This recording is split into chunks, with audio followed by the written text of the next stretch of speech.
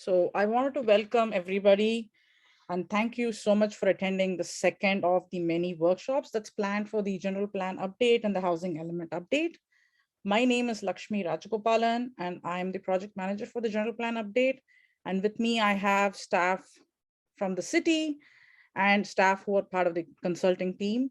Uh, and since we ran late, I'm not going to call everybody, but if you can just wave your hands, that would be great. So from the last meeting, we received some feedback that staff need to exercise care in our presentation of housing topics and also create space for people to share their experiences with housing, which is deeply personal and traumatic. The housing crisis in Oakland impacts many of us, and we do not want to minimize this or compound harm. We ask that everyone, including staff and community members, come to these conversations with respect, care, and a listening ear. We are also looking at scheduling a separate session open to the public with a trained trauma-informed facilitator to open more discussions about housing and its impact on the Oakland community. In today's meeting, we will start with an overview of the general plan update process, a high level of the schedule, overview of the schedule, approach to community engagement, a recap of what we heard in the last workshop, and then dive into the discussion of programs and strategies to increase affordable housing production and affordable housing. We will then open for questions and then move into small group discussions, after which we will report out and then outline the next steps. And the public comment will happen during question and answer, small group discussions, and reporting back. Thank you. So the general plan is the guiding document for the city, and it provides consistent direction for equitable development.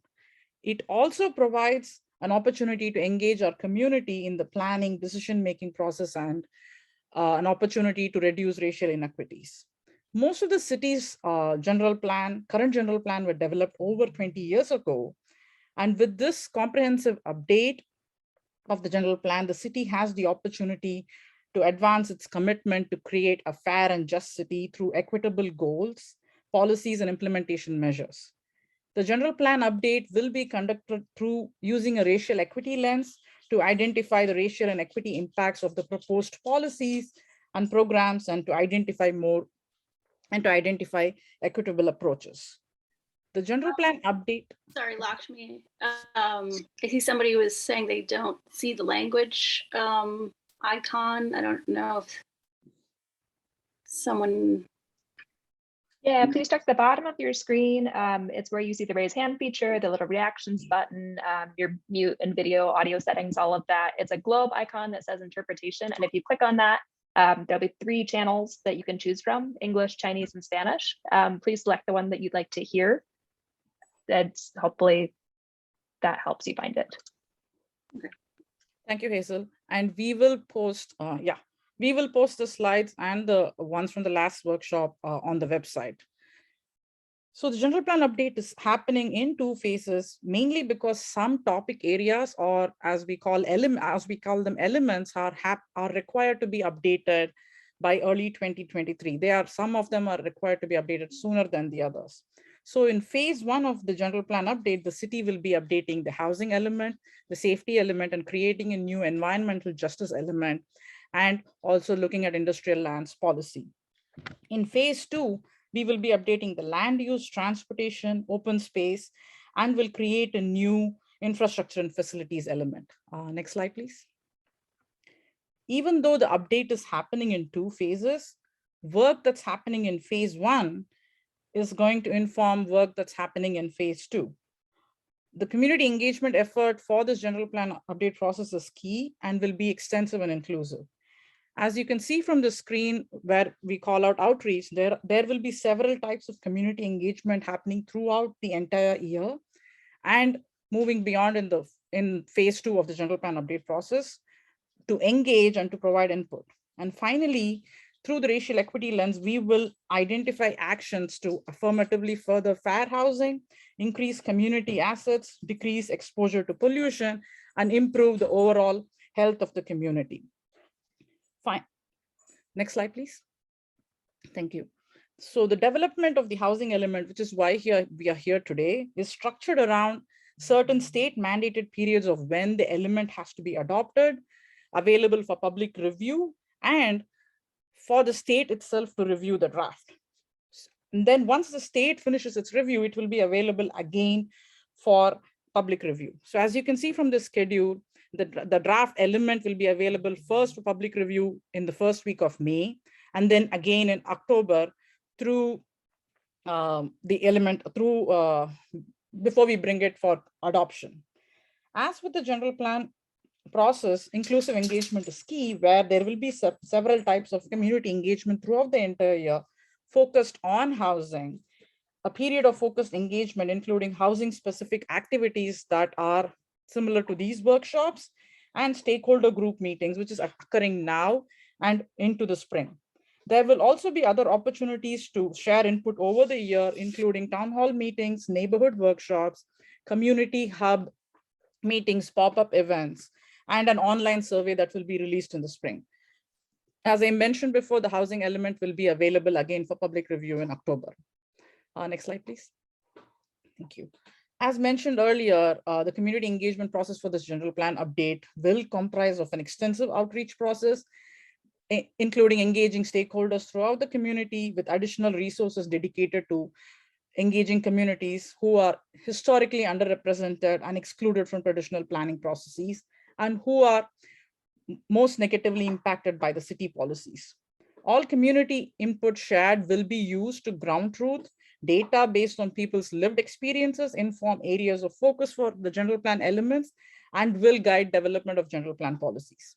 Our community consultant team, the Deeply Rooted Collaborative in Oakland, is a collaborative of 13 community-based organizations conducting general plan community engagement for Oakland's most impacted residents.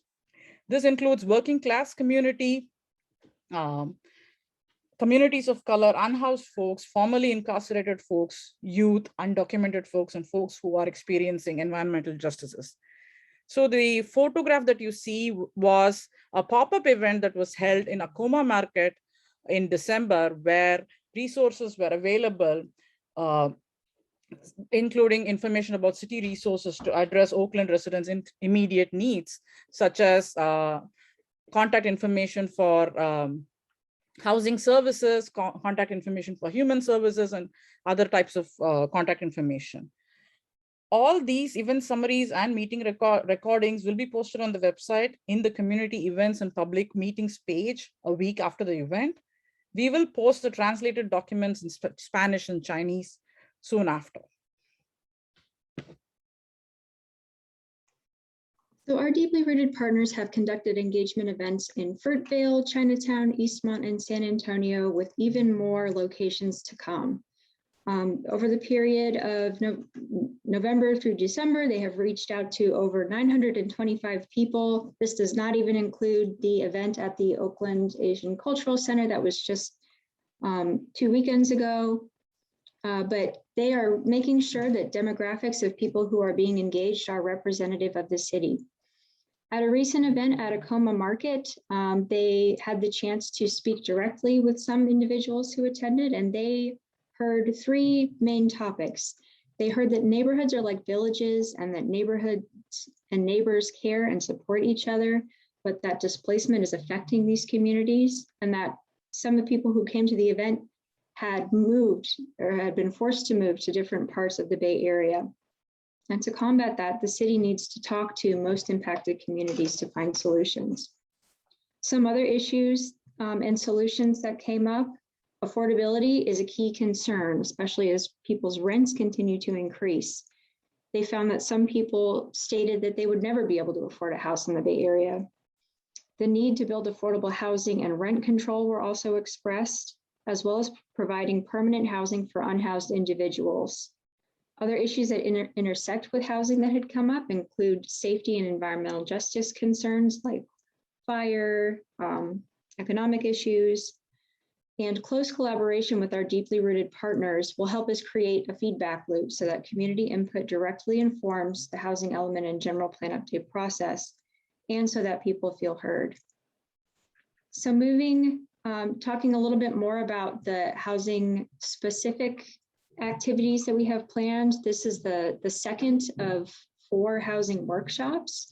These workshops are ways for the community to come together, identify issues, and come up with solutions and opportunities to address the housing crisis, because it will take the work of everyone.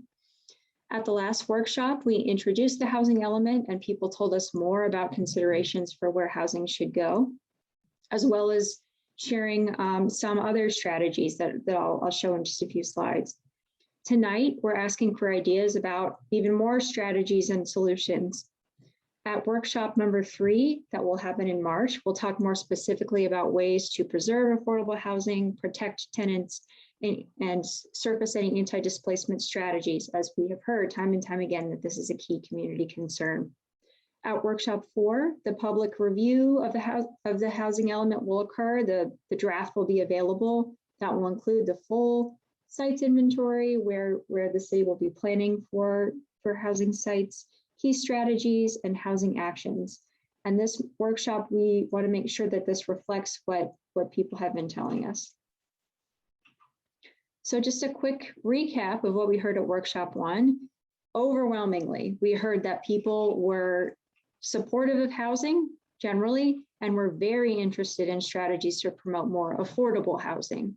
Workshop attendees stressed the importance of using an equity lens in selecting locations for housing, and also recommended specific areas, sometimes even sites, where housing should go. Participants gave us a wide range of ideas for strategies related to reducing costs, housing production, and anti-displacement and preservation. We are cataloging all of these ideas. Some of these we'll be sharing a bit more information about tonight. I'm going to turn it now over to my colleague, Matt, to share more about strategies to develop more housing and create more inclusive neighborhoods. Thanks, Allison.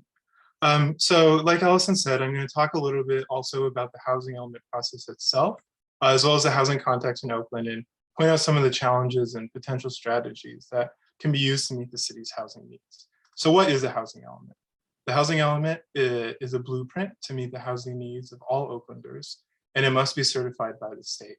It has to be adopted on a state mandated schedule, and like all Bay Area cities, that means it needs to be adopted by January 2023.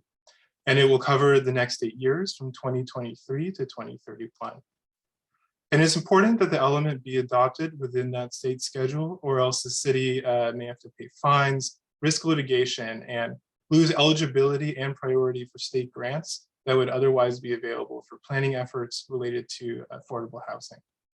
Additionally, cities that do not meet their housing allocation lose local control for certain types of affordable housing projects. Finally, the element is an opportunity to lay out a vision and housing policy direction for the next 8 years. The element itself must identify a site-specific inventory of land that could accommodate the city's housing need, and it must also identify and remove any constraints to providing housing, which it will do through the Housing Action Plan. Input from you all tonight will help inform the shape of that action plan and the strategies that the city will use to carry it out. Next slide, please. What other ways does community input shape the housing element? This includes identifying community needs, actions to promote fair housing, as well as other strategies to overcome historic patterns of inequity and segregation, in addition to the other items listed on this slide. Community input is also invaluable on the location of sites to include in the inventory, which, as Allison mentioned, was a topic of the previous workshop. Community members can still provide input on this through the interactive map, online map, which is available on the project website and open until March 7th. Next slide, please. So over the next 8 years, the city needs to accommodate just over 26,000 additional housing units at all income levels. Future housing need, which is known as the Regional Housing Needs Allocation, or RHNA for short, is determined by the state and distributed across cities by a regional body. In the case of Oakland and other Bay Area cities, this regional body is the Association of Bay Area Governments, or ABAG. The 26,000 units is almost double the about 14,000 units of the previous cycle, which ran from 2015 to 2023. During the previous cycle, Oakland exceeded its above moderate income need in terms of production, but it fell short of meeting its moderate and lower income housing need. So the challenge for this next cycle will be to meet the much higher housing allocation and to develop programs that will get Oakland closer to meeting its goal over the next 8 years. Next slide, please. So why didn't the city meet its housing goals during the previous cycle? As I'm sure many of you are aware, building and preserving affordable housing, especially deeply affordable housing, is an extremely expensive and complex process. We have heard from affordable housing developers that they're continually challenged by a lack of federal, state, and local funding, as well as competition from market rate developers to secure highly valuable land for development in Oakland. Other challenges at the city level include the length of permit processing and interagency communication, which is due in part to limited staff capacity. Affordable housing developers have also emphasized the need for permit streamlining, approving projects by right, reducing permitting costs, increasing competitiveness for state funding, and facilitating development of smaller sites. To address some of those challenges, the city actively works with developers to make publicly owned sites available for affordable housing, which has led over the current housing element cycle to the development of over 1,000 additional units, 515 of which are affordable, including in projects like the Fruitvale Transit Village. There are additional city-owned sites that are expected to be available for development in the coming years. Also, in 2016, the city adopted the Affordable Housing Impact Fee to generate additional revenues to subsidize affordable housing development, although obviously more is needed to meet regional housing goals. One thing I want to stress tonight is one of the fundamental issues is that the city is only one of many actors involved in the development of housing and only has limited control. The city can plan for sites and provide programs as well as funding, but other actors in the nonprofit and private sectors are the ones who will actually develop the housing. The overall economy, including high construction costs, financing costs, and land costs, has an incredibly strong influence over the entire process. Moving Matt, past these, sorry. there was a request to go back to the slide with the graph for RHNA numbers. Thank you. Okay. Is there? There was no to- question. They just asked us to go back to the last slide, but then, yeah, I think we can move on. Okay. So back one more. Yeah, so just to finish up, I think what I want to emphasize is moving past these constraints will require the collective action of many, including the city, to meet this need. And next slide, please. Housing needs in Oakland include both the need for new housing production as well as targeted policies to meet the city's diverse population. Major demographic changes and conditions will help shape, inform the shape of these policies. As production has lagged, the ability of both renters and owners to find housing affordable to their incomes has continued to decrease, and rates of homelessness remain high in the city, which saw an increase of about 47% between 2017 and 2019. Oakland is also likely to see an aging population in the foreseeable future, and will need to encourage senior housing to meet this need. And finally, even as the population of Black and African American residents has decreased in recent years in Oakland, this community continues to see relatively high rates of housing cost burden, which is when a household pays more than 30% of their income towards housing costs, and as well as poverty. And generally, Oakland has high rates of cost burden and poverty in comparison to the region. Next slide, please. So before we break into the small group discussion tonight in the Q&A, I want to briefly run through some of the challenges and potential solutions that community members, stakeholders, and staff have identified. At a high level, this includes building heights and densities, more inclusive single-family neighborhoods, reduced parking requirements, and further incentives for affordable housing development. Next slide, please. So taking a look at building heights and densities, this map shows what the existing residential densities are in the city. Density refers to the amount of housing units within a certain geographic area. In the case of these maps, it's referring to units per acre. And here in the map, we can see that high densities are really clustered in the downtown area and along major corridors. There are also a mix of densities adjacent to Lake Merritt and around Lake Merritt. But however, most of the city continues to be lower density, especially south of 580 and in East Oakland. Next slide, please. Well, the previous map shows what actually exists in the city. This map shows what is allowed. The orange colors and the darker purple colors typically allow for higher densities. So I want to point out some notable areas where the existing density doesn't quite reach its potential, including along San Pablo in West Oakland, along Telegraph in North Oakland, and major corridors in East Oakland like Foothill, Bancroft, MacArthur, and International. Areas in downtown and around the lake are pretty close to what's permitted. So one thing to think about tonight is how to bridge the gap between what is permitted and what actually gets built. And how can the city incentivize building at higher densities where they're already permitted? And what are some of the pros and cons of increasing densities in other areas of the city? Next slide, please. This map takes a look at different building height areas in the city, with taller buildings permitted in the downtown core, near Lake Merritt BART station, and in the Broadway Valdez district, as well as major city corridors. It should be kept in mind that taller buildings don't necessarily mean more affordable buildings, as the required material for building becomes more expensive with height. So one challenge will be to find the building height sweet spot that encourages more density at affordable levels. And so again, another thing to think about tonight are what some of the potential benefits and drawbacks of increasing building heights are. Next slide, please.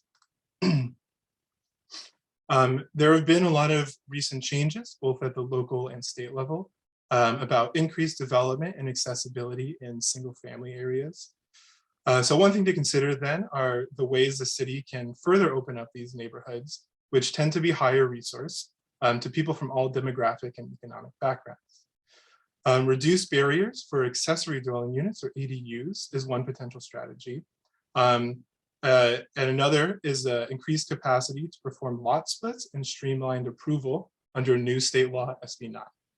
Another recent state law, SB 10, would allow the city to opt in to permit up to 10 units on certain parcels. At the local level, the city council has moved towards permitting fourplexes and other housing types in single family zones. Oh, sorry, I think there's a fire alarm going off. Allison, I can take over, Matt.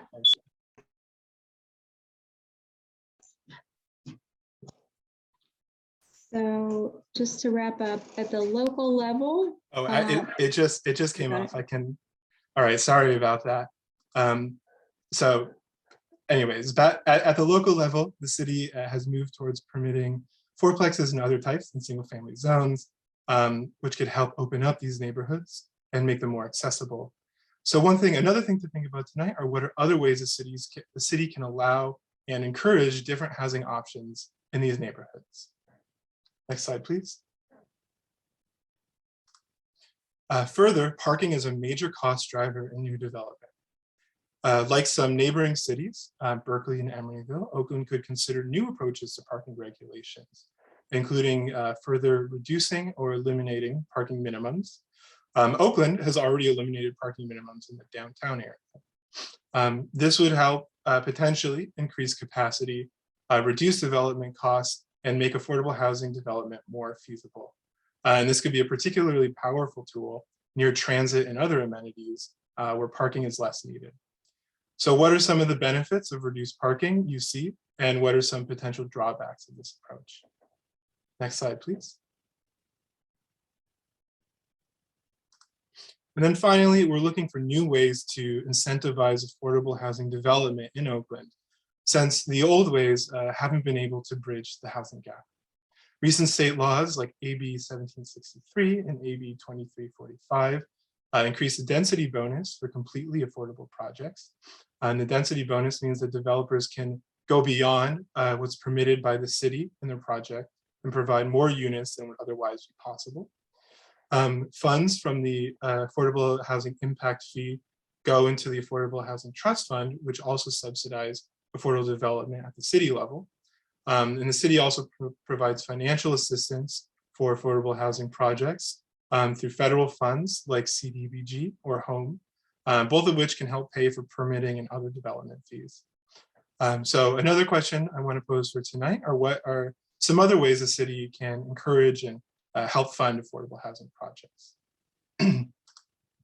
So we know that Oakland didn't meet its previous housing goal and fell far short in the moderate and lower income categories. And we know some of the reasons why: high development costs, long permitting times, difficulty in financing, and the lack of funds to subsidize affordable housing. So what we really want to discuss with you all tonight are the ways that the city can get closer to their housing goals and meeting the housing needs for all Oaklanders. And with that, I'll turn you back over to Lakshmi for some Q&A. Thanks. Thank you, Matt. So how much time do we have for Q&A?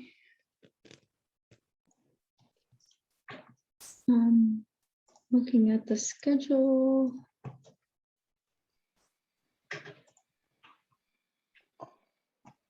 I think we have about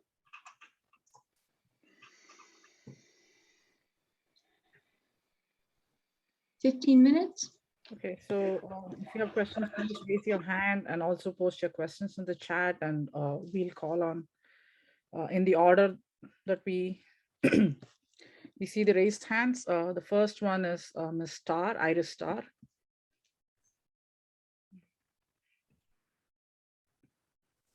You should be able to speak now. Thank you. Can you hear me? Yes. I want to cede my time to Poor Magazine. You there, Tiny? Hello? Okay. So for those of you on this call who don't know who we are, there's 3 of the residents right here. We're all formerly homeless, and we're building houses right now for houseless people, because we're houseless people and we understand solutions, not just talking. One of the things that I'd like to know is why, when you say that you're including community, are we not part of the planning process?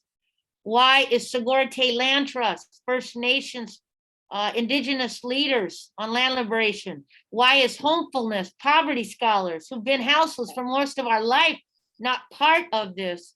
And why are we continually blocked and forced to make useless parking spots and things that we don't need when there's a housing crisis, when Oakland's solution to housing is putting concrete barricades so that houseless people can't even park their cars on the street?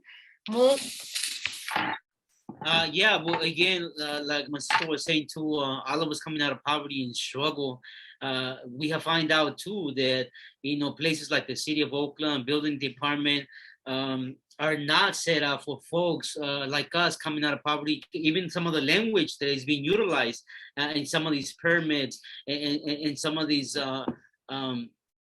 rules and laws that we have to abide by.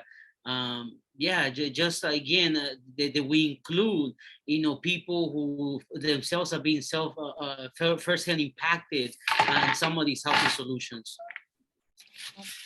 So for all the people that listen to us, is very important to understand the determination we have for and help all the people, and the determination of the poor people outside coming and help us to build the houses without any part of the government for any money, because that's the reason they will stopping us to keep on building, because little by little we building it, and they say, oh, they take too long. I don't know why, because all we do is little by little resolve for ourselves, that self-determination. Well, yeah, in the end, again, this is just a small slice, and there are other elders, council on here, and other powerful folks from SELC, but also Sister Omawali, who are part of our work here, making sure that poor people solutions are actually heard and not blocked. Right now, we're being harassed really by these I call them permit gangsters. How can the city of Oakland support poor and houseless builders and poor and houseless people solutions to our own problems? That's homefulness. Thank you very much for your comment. So I can answer part of your question, and then I'll let Laura or Director Gilchrist answer the others. So in response to engaging Security Land Trust, I hope I pronounced it right, we are engaging with them, and we have engaged with them, and the Deeply Rooted Collaborative will also be engaging with them along with city staff to find out their concerns and their issues. And through this housing element update process, we are also going to be taking a closer look at the permitting processes and the timelines to see if we can streamline some of those processes. Thank you. Laura or Bill, did you want to add anything to that?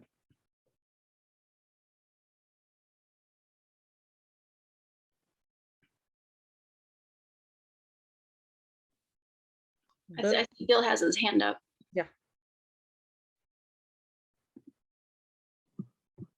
Okay, thank you. Yeah, I was told I can't unmute myself, so I didn't know if you all really wanted me to say anything. I just want to respond also. Now, I think this is absolutely a critical part of this conversation, what Homefulness and Iris have advanced, and there have been comments also in the chat around this. This is a major constituent of the city that we have to address. You can't have a conversation on housing policy without focusing on our constituency of the homeless. And the Homefulness Project, it has been to the points that were made. There are lots of regulations and rules that are in place, and I think this was listed at some point earlier in this slideshow, that absolutely need to be reviewed in terms of dealing with the market that has to be facilitated in order to address our different constituents. And even in the instance that we've been talking about, and again, wanting to work and lean in with the tools we've got to change the tools.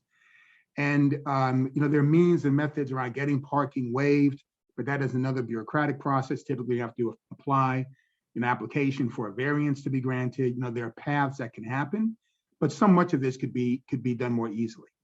And yes, okay, Iris, I hear you. Not reviewed, but changed. Yes, indeed. And that there are, and the change needs to happen in a way that we get the desired outcome. So this is a critical part of our conversation, and we've got to take this on. I mean, there are rules and regs that have been sitting around for decades,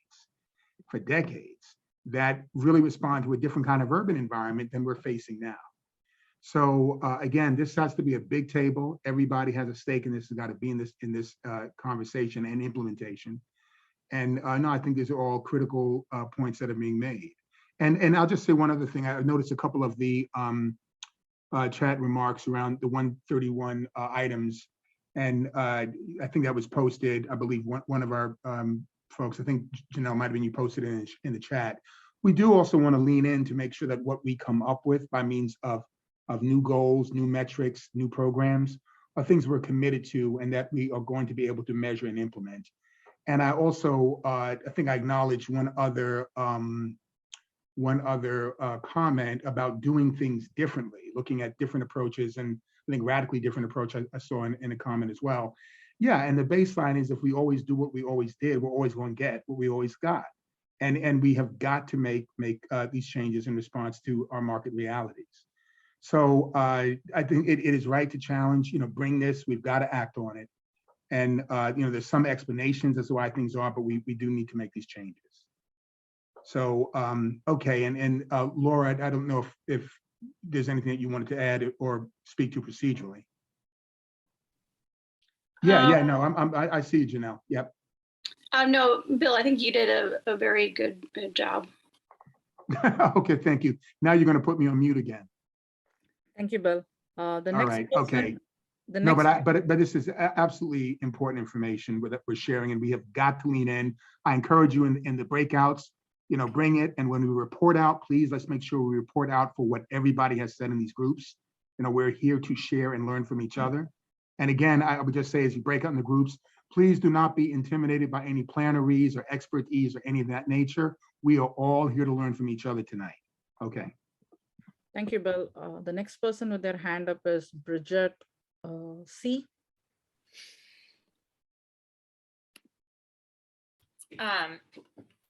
Hi, my name's Bridget. I'm formerly unhoused, formerly incarcerated community member in Oakland. I worked extensively with Poor Housing, helping them put together a timeline of their process of creating a 10-year plus ongoing process of trying to create free housing in East Oakland.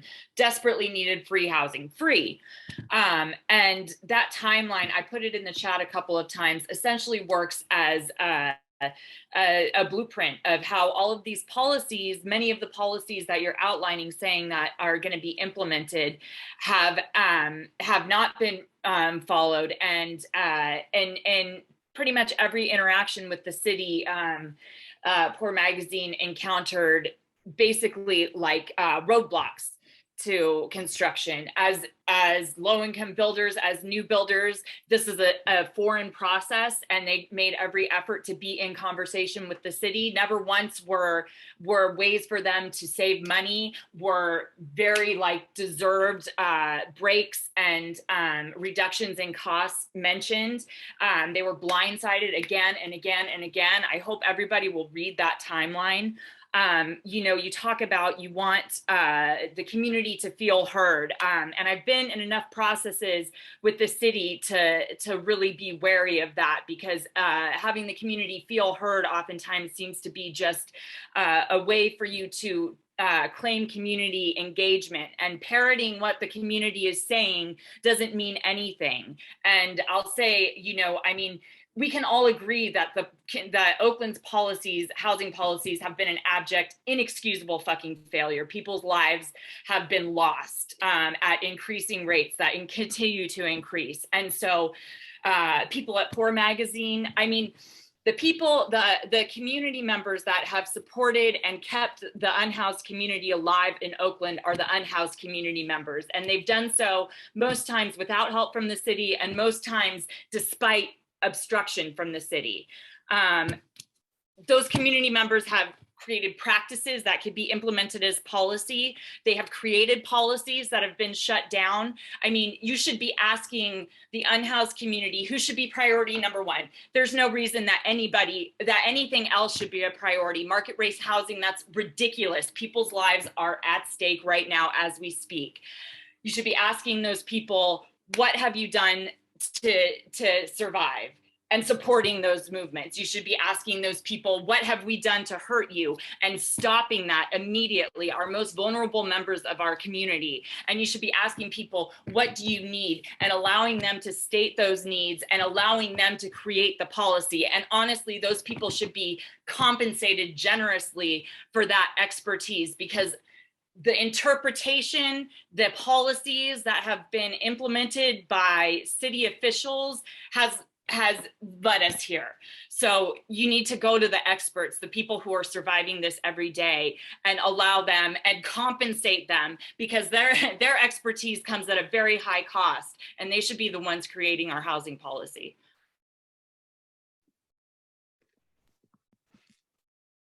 Thank you for your comment, Bridget. The next person with their hand up is Dustin P. Hello, can you hear me? Thank you. I represent the Carpenters Union, 713 in Hayward. It covers Oakland. And I saw on a previous slide, you talked about high labor costs.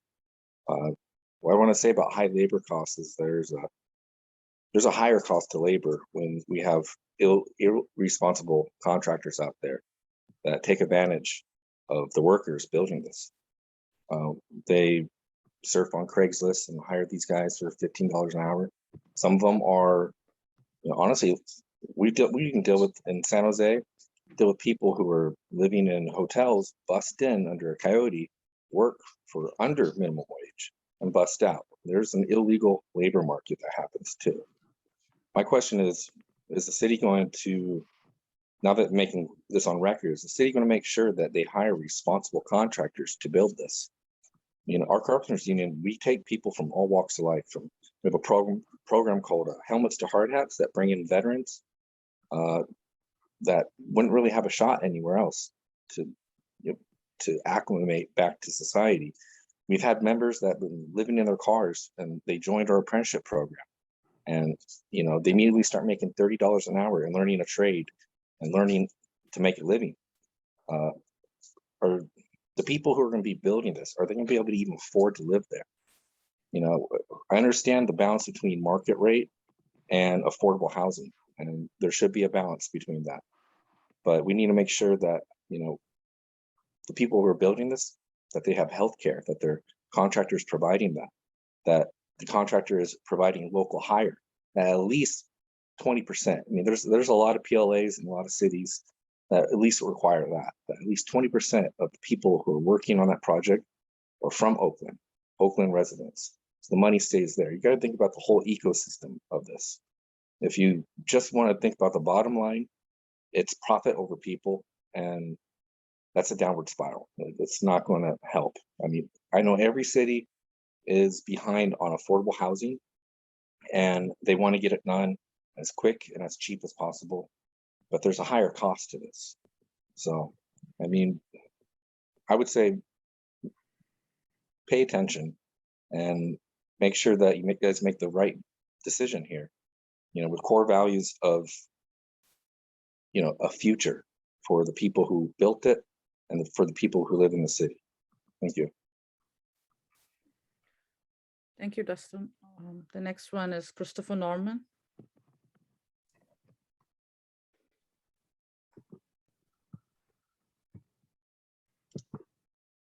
You should be able to unmute yourself, Christopher. Yeah, thank you. Little tug of war there with the mic. I just want to, I guess, first say thank you to Bridget and Dustin. I think those are extremely necessary, wonderful comments. One thing I haven't heard of so far in this meeting or the last one is how the housing department plays a role in this elements update. How are you all highlighting their existing work and programs to see what works, such as their acquisition and conversion to affordable housing program, and how are you pivoting away from what hasn't been successful? I know they developed a strategic action plan where they really highlight opportunities to increase preservation and affordable production. But I haven't seen a lot of that represented here, and I would just love to learn more about what the connection is and to make sure we're breaking down silos so we can actually move this forward.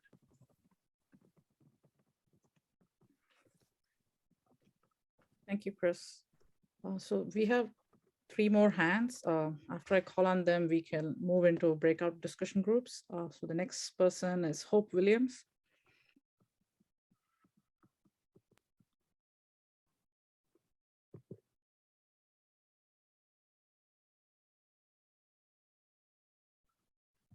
Hope, can you unmute yourself? Oh. Hi, thank you. I'd like to give my time to Christine Hernandez.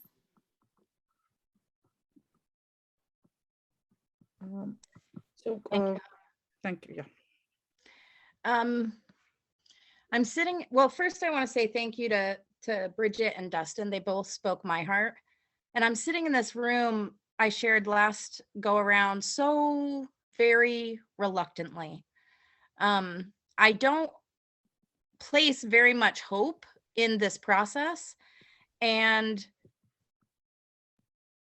I'm frankly disgusted.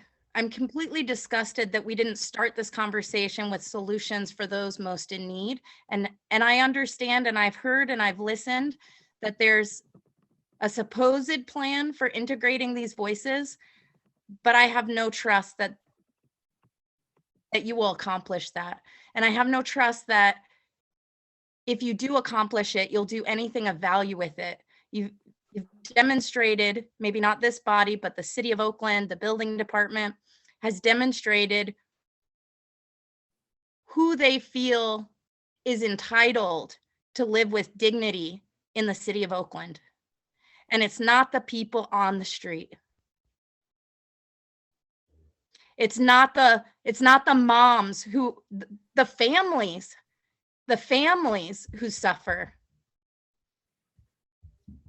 For 5 years, my family squatted a house from the time my daughter was 3 years old until 8 years old because we couldn't live in Oakland. We couldn't afford to live in Oakland. That's disgusting. That's disgusting.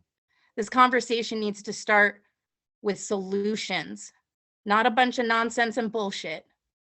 We've heard plenty of that from the city. We need something new.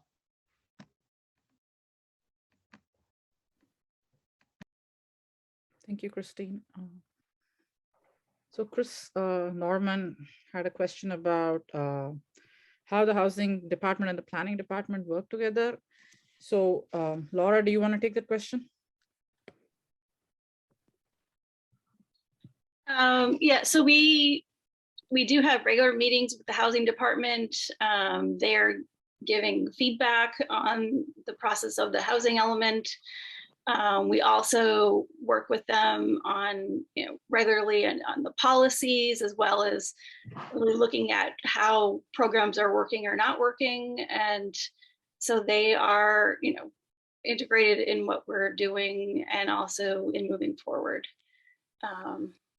So they are definitely very much a part of this process, but I don't believe we have someone from housing here tonight. But again, we are working with them. Bill has his hand up. Yeah, and I think that we may actually have somebody that may be here in more of a listening capacity. But to that point, it is also critical to know that what's being said tonight is also getting back to them. So, and if we have somebody in attendance, that's fine. We just, keep rolling forward. I think we do. And to Laura's point, we are convening with them on a regular basis, more so than we have in the past. I'll say we have a new director there who has been leaning in very much and trying to work with other departments to advance their programs. So again, it's going to take a minute to get this stuff straight, but I think she definitely is trying to bring some leadership to that organization. And we are, again, meeting regularly, but this information they definitely are getting, what's coming out of these sessions. Thank you, Bill. So next person on the line is Bobby Lopez. Hi, how are you doing? Bobby Lopez, District 1 North Oakland resident. First, shout out to the hopefulness folks. And I hope that does get resolved, because I think it's a perfect example of, community-based folks really trying to create housing opportunities and it's falling short. And I used to work for building and planning in San Francisco. And frankly, we just had a more creative approach to our development services fund. I understand that's a city attorney issue. It's unfortunate. I just wanted to ask a question, which is, and thank you for your work you're doing. I know it's hard work, is really just kind of asking that, here we're talking about the housing element plan, but there's really kind of an elephant in the room, which is the fact that the city, failed to meet its RHNA goals for low income, very low and moderate, only building 1,506 out of 5,443 units.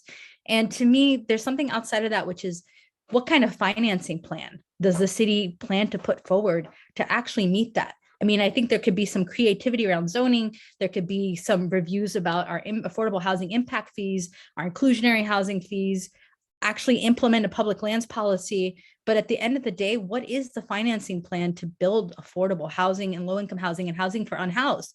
I mean, all of us who live in the flats, there's RVs everywhere. And, the reality is some of those RV dwellers are my former neighbors that have been displaced. One of the RV dwellers across the street is literally somebody who lived on my street. And so I'm just curious, how will financing play into the housing element piece? I know that's an unusual question, but frankly, without the money and without either a general obligation bond or something big, I have no faith in our state to really come through anymore. Or even some sort of financing district like we see on Mission Rock or something. I'm just curious, what are we envisioning? And thank you. Thank you, Bobby. Laura? Yeah, so I mean, this is definitely something that is very important as part of the housing element is how are we going to fund the affordable housing units that need to be built? And that is one of the biggest problems as to why we have not built as many affordable housing as we should have in this last round. And so coming up with different ideas of ways to finance is very important. So we are certainly open to ideas, but also, I mean, some of the things I know that have been being talked about recently are EIFDs, which is something that's being looked at on a citywide basis of another way to essentially raise additional monies. And also, we do have affordable housing impact fees, jobs housing impact fees, but we know, that is alone is not going to be able to help with the huge amount of money that's really going to be needed as part of this process. Yes, enhanced infrastructure financing districts, and also bonds and other types of things are going to have to be looked at as ways. So it's really, I don't think there's any one financing tool that's going to solve this. It really has to be looking at multiple ways of financing affordable housing. And that's something that, we'll be looking at and wanting to get more input and ideas from people on that as part of this process. Thank you. Bill has his hand up, and then we have one more person, Joseph Whitehouse, and then after him, we'll move into breakout groups. Thank you. Yeah, okay. And I just wanted to add something very quickly to what Laura said. And again, it's one of the reasons why this exercise is important. And again, I can understand, folks' positions and feelings about having been here before. Again, I've worked in many, many communities, and this is often the case. You've got to make this the exception to those kind of outcomes. But one of the reasons that it is important to do this, to link the financing, and Bobby, thank you for bringing that up, is that often we're going to be relying still on grants and funding, either from the feds or from at the state level. I'm more familiar with the federal programs in California's, but as part of a supporting submittal, having documents and having plans, policies that align with intent are often a thing that will move you up the queue when you're responding to a NOFA, when you're responding to a fund availability. So to the extent that we show the intentionality around housing, if we're linking it to transit, I think there was some conversation in the chat about that earlier, that you really have got to think about housing in tandem with other amenities and accessibility in community. The more we can get our element to address those, then we also step up in terms of eligibility for funds when we go competitively through other agencies, because that I don't expect is going to change anytime soon. We're still going to be, clawing and competing for money, from HUD or maybe some grant that's leveraged with EPA or federal DOT or whatever. But to the extent that our plans show our intention, then we have a much better chance to be able to secure those. So I just want to bear in mind that this is important, even in the financial discussion, that none of this is in isolation. Okay, thanks. Thank you, Bill. Joseph Whitehouse. I've been a little bit more involved in development in Oakland for the last 25 or 30 years. And one of the issues is repurposing buildings. For example, many of you may know where the old Sears building is on Telegraph. Well, that building was repurposed into housing. In fact, Jerry Brown was our biggest tenant. We also found a building down by the old train station that we put 97 lofts in. That was an abandoned building. It had sat empty for 20 years. So part of what you need to put through is that there is a lot of opportunity to repurpose buildings that are around the city, that it takes somebody that's creative to go in and do it. The next problem you've got is a big problem in San Francisco, and that is unions. Modular housing and container housing is the cheapest, fastest way to develop housing from a construction point of view, and it's being done in Oakland. And the issue you have with unions is they don't like it because they want union high-paid people, and I mean extremely high-paid people, to put up the buildings that aren't going to end up as inexpensive housing if, in fact, you can't use alternative sources of construction. Now, I know some of you don't like the types of buildings that have gone up where you think it's all high-end, but by law in the city, every building that's going up now has low-income housing within it. So if you just take the rent is $1,000 for something, the low-income housing might be $600 or $700. And there's a lot more of that going on than people realize. And another issue you've got, especially in San Francisco, and I don't know we have it so much in Oakland, is the NIMBY, not in my backyard. And the state has finally taken control of that by some of what you just saw with these housing units going in the backyards of places where people are willing to entertain that. And that actually is infill. And again, it's a repurposing of a lot that could be done all over the city in any given area. Where I live, we've got several homes now that have 2 or 3 apartments in them. And the city has become much more amenable to letting that go and not coming to the homeowner and saying, you know, you didn't go get a permit. You've got to kick those people out.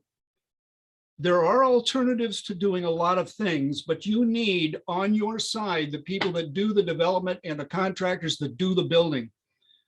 And if you in fact get really reticent to embrace the whole operation of being able to construct anything, you'll have a slow process going forward. Thank you. Thank you. So we have time for one more question, Matty Scott, and then we will move into breakout discussions so that we can have small group discussions and yeah, thank you. Thanks. I'm Maddie Scott. I'm the vice chair of the Mayor's Commission on Aging in Oakland. We are studying this area of affordable housing for seniors quite intensively right now. And we invite anybody who wants to have input into that process, into our process, helping us understand the whole issue of the financing and how difficult it is to contact us through the city, through the website. I understand that San Francisco has just completed a 45-unit senior housing, low-cost housing in the Mission, and they've got several others that they've done and several that are underway. And at least the one they just finished was completely city funded. I'm fascinated. I'd love to know how that happened. We are very interested in continuing to follow this process and have the voices of seniors heard in this. I noted that you have input from youth on your slides, but not specifically input from seniors. And it's something that we on the commission are targeting with an eye to trying to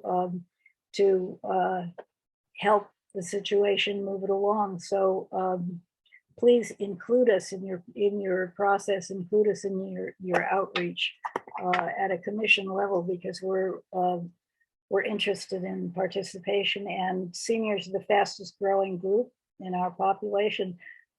Here we are. You're all going to be old someday, so you better plan for it now. Thank you, Commissioner Scott. And we will, the general plan update team staff will be coming in front of the commission to get your feedback on March 2nd, but we would also love to hear more input and engage with you. So we are, staff are going, we are working with your staff to figure out times to come and present. Thank you so much. That's great. Thank you. So we are now, we will move into breakout discussions. Allison?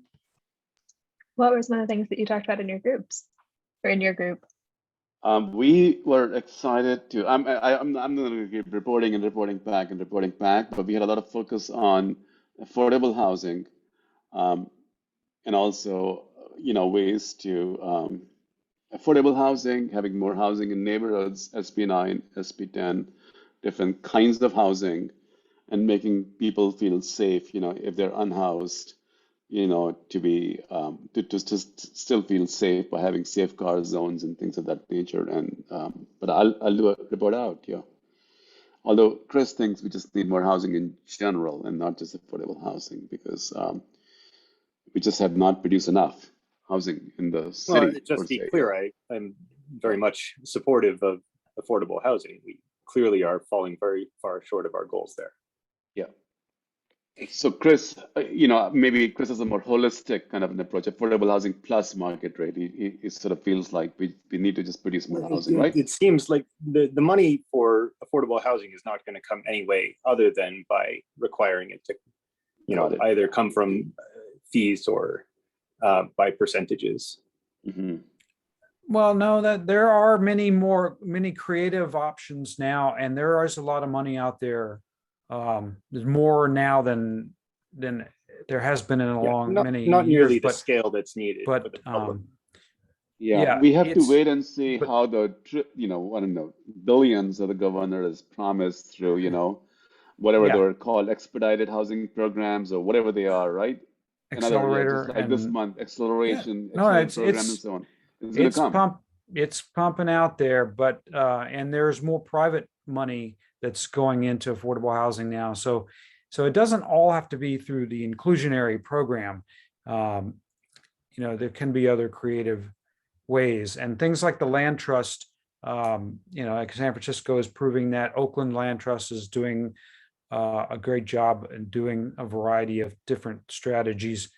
And I want to just make some comment about Phyllis's comment. The affordable homeownership housing, whether it's in a land trust or in a Habitat for Humanity type of fee simple ownership,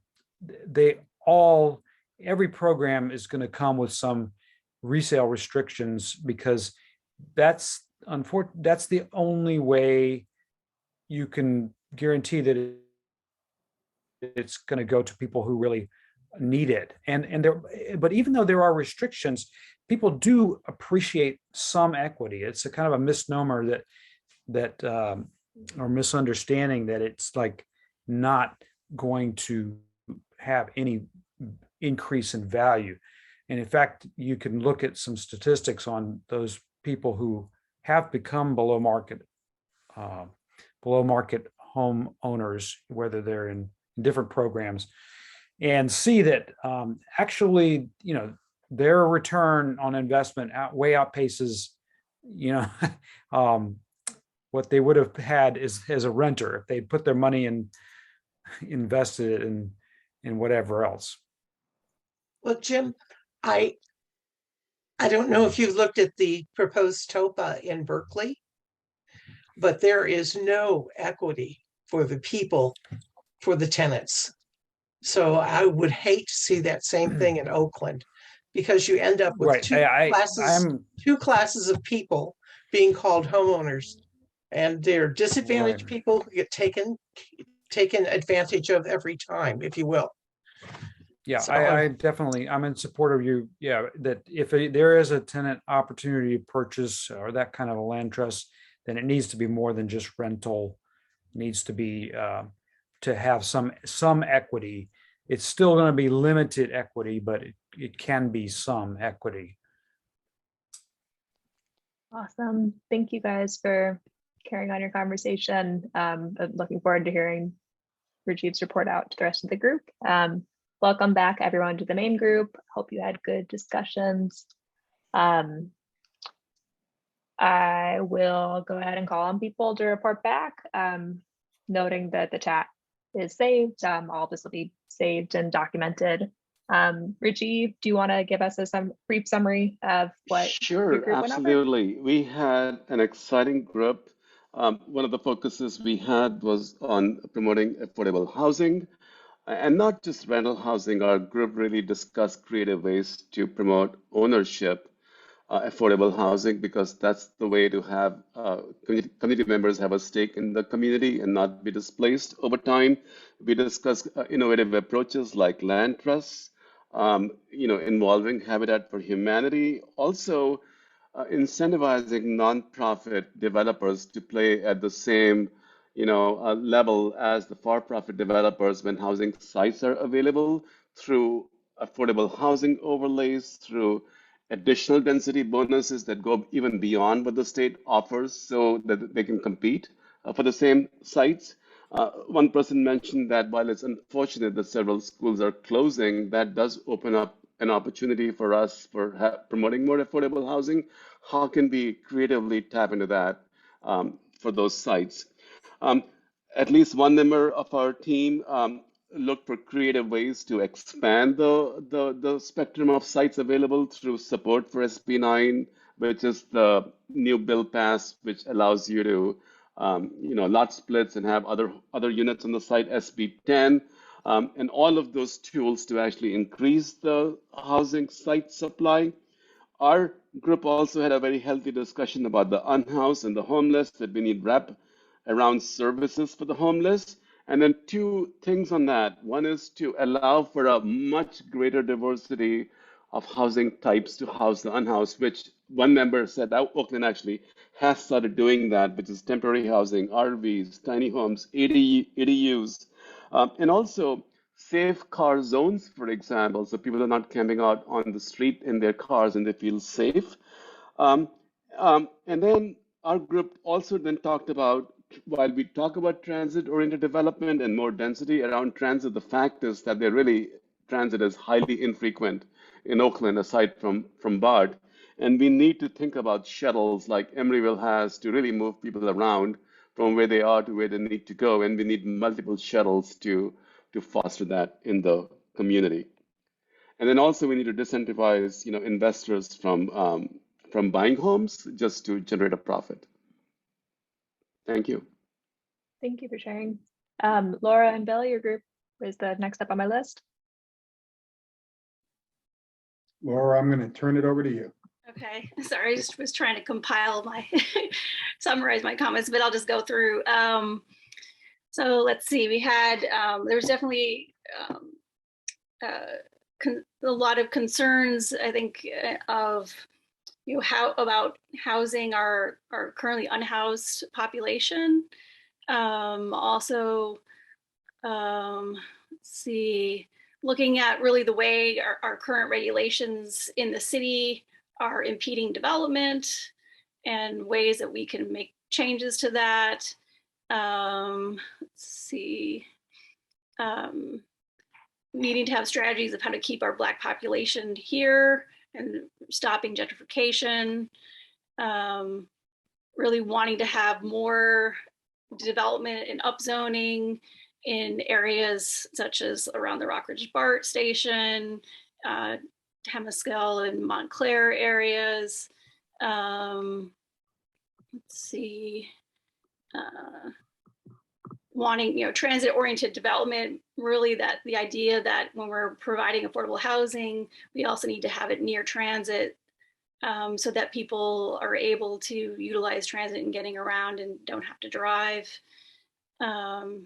Also concerned about, creating a speculative market in areas, maybe such as Fruitvale, if we're adding more density in those areas. Wanting to focus maybe development more along in some of the wealthier neighborhoods.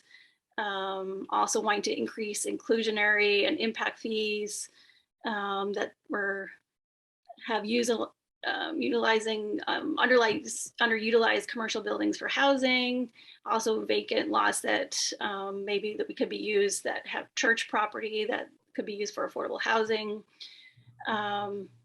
Also, I think a big issue was concerns about people buying up land and houses, and that the city should look at its ability to manage absentee ownership, and that Oakland should have more power to control the market and have more access to funds.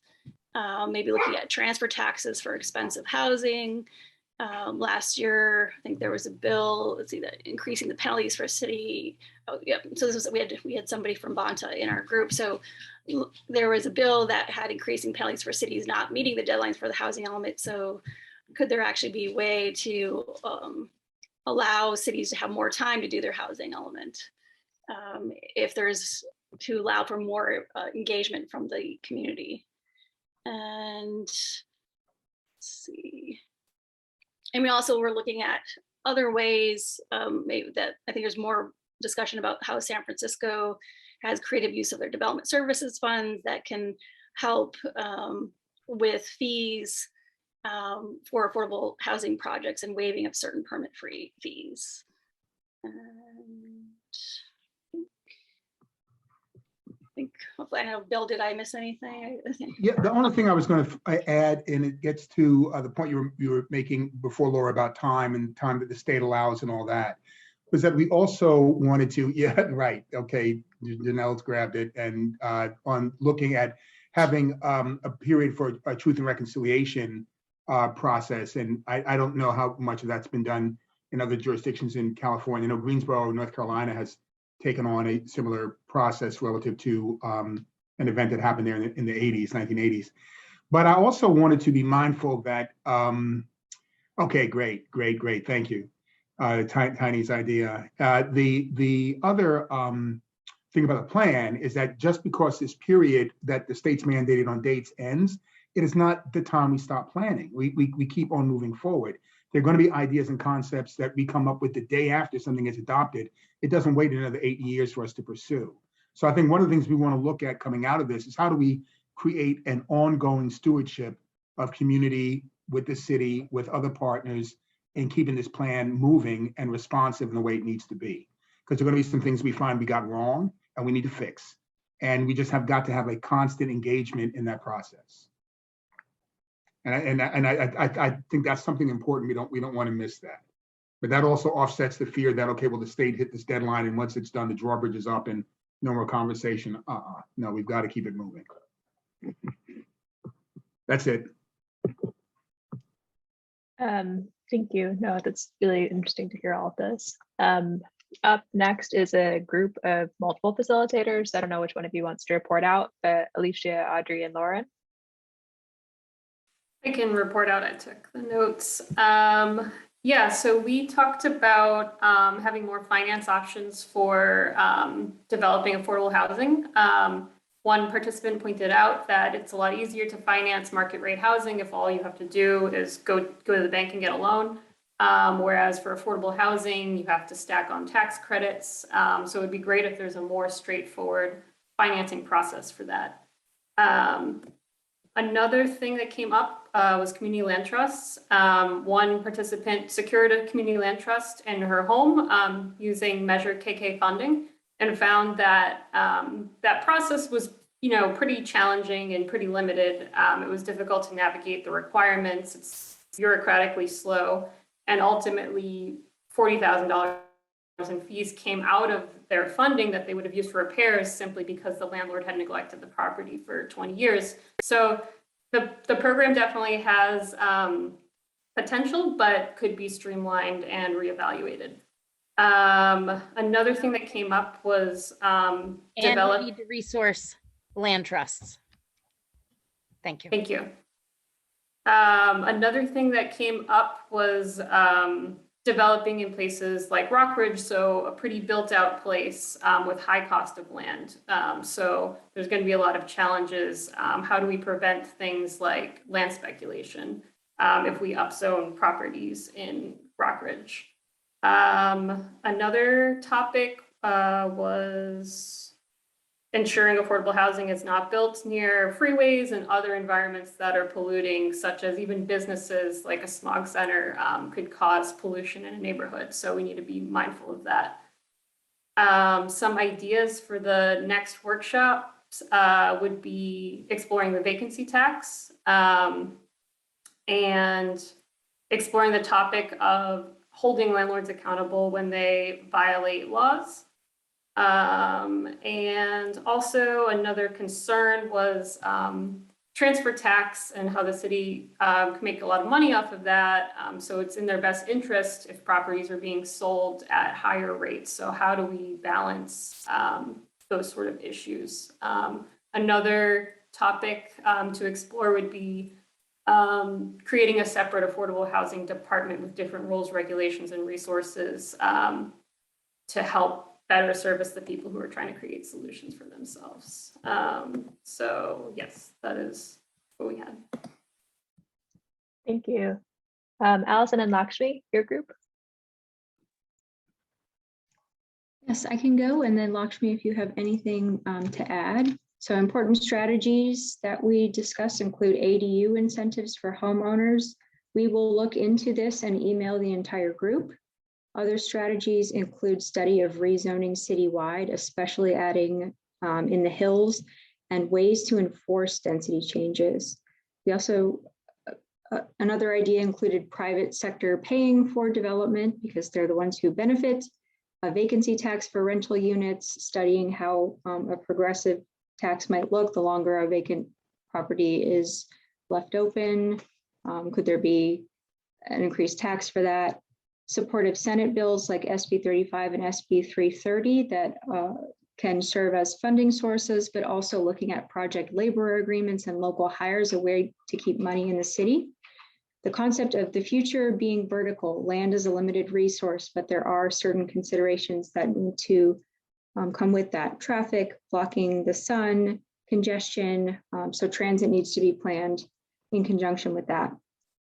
Other issues of concern include housing habitability and dense, affordable, climate resilient housing as a concern. We also finally talked about the need to be transparent and inclusive of groups that may be interested in attending stakeholder meetings, as everyone is a stakeholder. So brainstorming some ways to come up with more inclusive processes, or changing that to perhaps be more accommodating of everyone. Thank you, Alison. To add to that, we also had additional discussion similar to the other groups about preventing land grab and banning speculative buying, and in relation to vacancy tax for rental units, making sure that there is a cap on sales price and identifying if there are creative ways to work that. That's all I had. Thank you. Thank you both. Diana?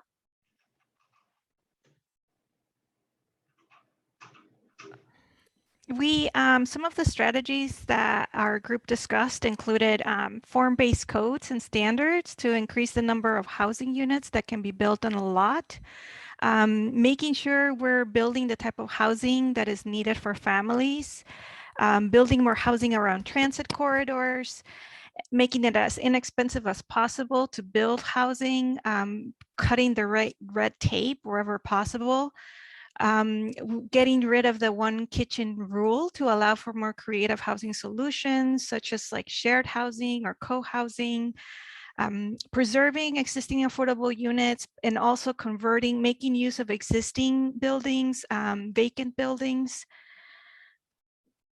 Some of the issues and concerns that came up were making sure that seniors at all income levels have access to safe, affordable, and supportive housing options, housing the unhoused, and the cost of building affordable housing, just how high it is and how long it takes to entitle and permit housing. Other ideas for promoting affordable housing included doing an affordable housing zoning overlay. So this would be kind of covering areas of the city where streamlining affordable housing would be possible, especially once SB 35 sunsets. Looking at Singapore and Switzerland to see how they are implementing a social housing model and bringing lessons learned from, to Oakland for a social housing approach. Thank you. And then Daniel, you will be our last group to report out. Great. I'll be brief. Oakland should build an environment that supports low-income builders and prioritizes their work rather than prioritizing the larger, more established developers. There's talk of greater education on what it takes to build and preserve housing, from the acquisition, financing, construction of housing, as well as kind of rethinking how vacant land and properties are taxed. And then there's also a comment about needing greater accountability and how the city won't miss the mark on meeting its housing goals moving forward. Thank you.